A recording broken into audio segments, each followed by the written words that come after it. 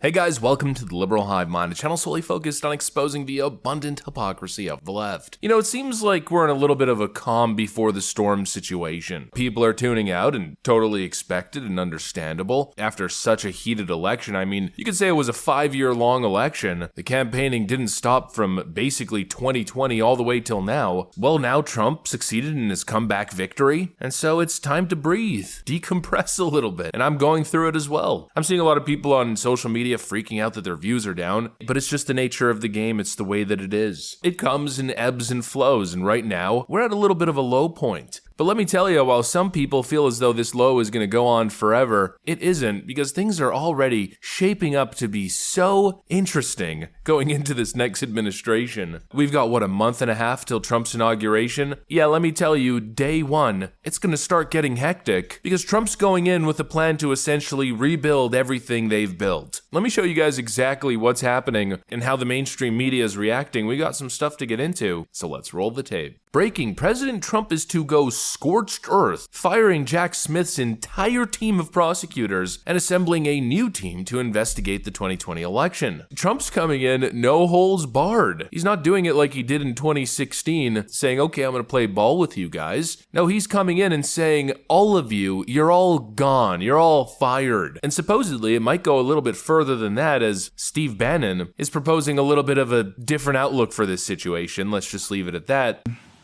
Thank you, guys. That's a clip one, but we play clip.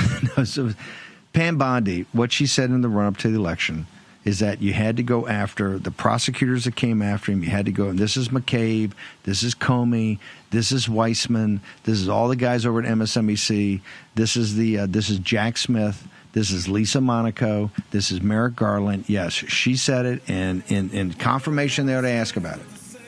This is not a witch hunt. This is not revenge. This is not retribution. It has nothing to do with that. You must wring this out of the system. This can never be allowed to happen again. They went after President Trump, and they wanted to imprison him for 20 years. If we had lost on Tuesday the 5th, the next day, Jack Smith, the wise guy, was going to drop a superseding indictment. That's that 168-page report of nothing but a tissue of lies.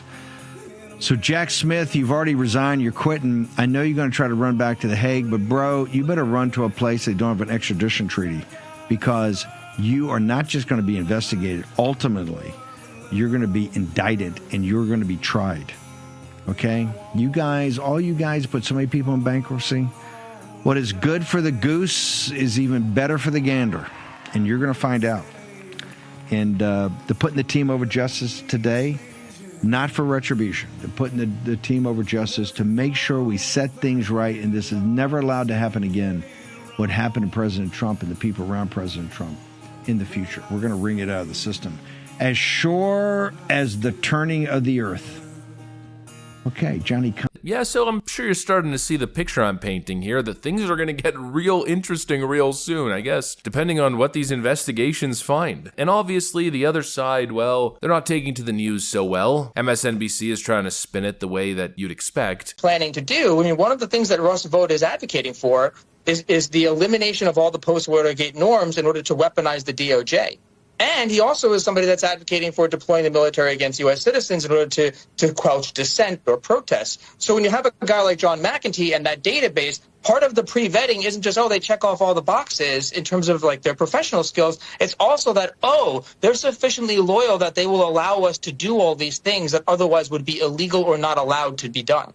And the thing is, you can't say that enough. And I want you to say more about that, because you're talking about deploying the U.S. military. Remember, Mark Esper, who was Donald Trump's Secretary of Defense for a while, told him, no, you cannot shoot American citizens. You can't have the military shoot American citizens. He's going to replace people in the Department of Defense with people who will say you can, and that you can deploy the military against protesters, that you can arrest journalists for reporting things that Donald Trump doesn't like. Joe Reed is claiming that Donald Trump just wants to investigate and replace anybody in the federal government who would essentially be there to tell him that he can't shoot American citizens. The typical play that you'd expect from the dying legacy left-wing lamestream media. If Donald Trump's doing something, well, he's doing that with the obvious intent of giving him himself absolute power as dictator. It's such a ridiculous fear tactic, but it's basically what we've been seeing over the last almost a year of this election cycle. This idea that Donald Trump seeks retribution against innocent people who just tried to check his power. It's such a ridiculous rewriting of history. This attempt essentially to paint the villains as the victims, to frame this narrative that Donald Trump is just going against people who are trying to stand in his way of absolute power. It's completely ridiculous. And you know what? A lot of people are probably getting away with a whole lot under the protection and shield of this argument. Anybody who Donald Trump chooses to investigate is somehow a victim of Donald Trump. But when Donald Trump is an actual victim of malicious political interference and investigations, oh well, all of that is justified. It's an unreal double standard. And I think what a lot of people are looking for, especially Steve Bannon, is for finally some transparency. You know, maybe it's time for the other side to do a little bit of digging, a little bit of investigating. No? I mean, maybe. The Trump team certainly won't commit to any of it. They're rather offering Jack Smith a little bit of grace here by promising to only fire him and his entire team of activist lawyers. But maybe that's just the beginning, and maybe the reason the left is panicking so much and trying to flip the narrative so badly is because they're trying to protect their interest and trying to protect all of these characters who have been obviously engaged in so much malicious action. Maybe it's all just a big distraction to make Donald Trump seem like a petty tyrant because they don't want you focusing on the actual argument. An argument that I'd say is quite compelling in a lot of ways. You know, maybe the media is really worried that you're going to realize that what Trump is really looking for here isn't actually retribution like they paint it. Donald Trump is promising retribution, they say. Maybe it's accountability, a completely different word that suggests an entirely different situation. I'll tell you guys one thing, something big is coming. We've got Pam Bondi here as Attorney General, possibly Kash Patel at the FBI, Elon Musk and Vivek Ramaswamy leading up the Doge, Steve Bannon in his infamous colorful presentation kind of painting a picture here that the investigations are coming, accountability is coming, never again will the DOJ be used to go after a political opponent in a presidential election. It seems like there's little whispers and little nuggets being dropped ahead of Inauguration Day here, and the leftist media's reaction is perfectly telling. You know, it might be a little bit of a lull. The storm has subsided, but there's something on the horizon that is clearly picking up